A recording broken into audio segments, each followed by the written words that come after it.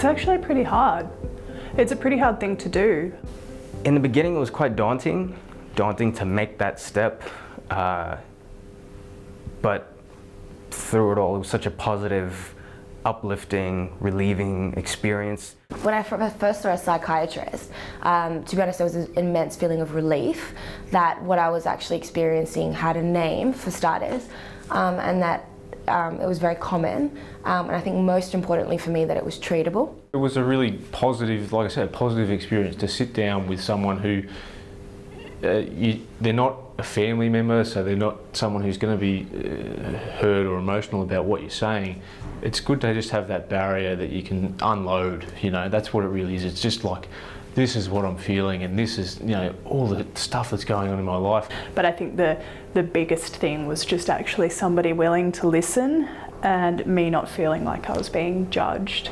The end result is me walking out of that GP session feeling more empowered and feeling more inspired and knowing that I've got a plan to get back on track.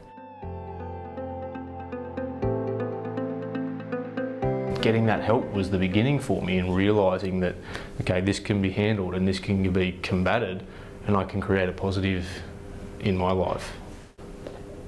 It made me realize that there is no shame in talking it out, talking about your problems, because you'll find that there is always going to be someone that is more than willing to help you.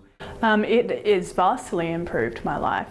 I can engage in activities that everybody else would engage in with no problem. That used to be really difficult for me before, and now I can do it.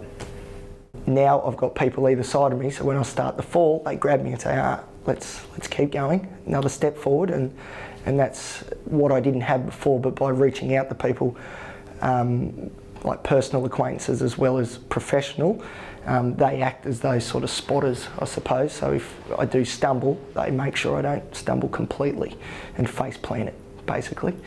So, which is good. It's very embarrassing, face planting. We'll avoid that if we can.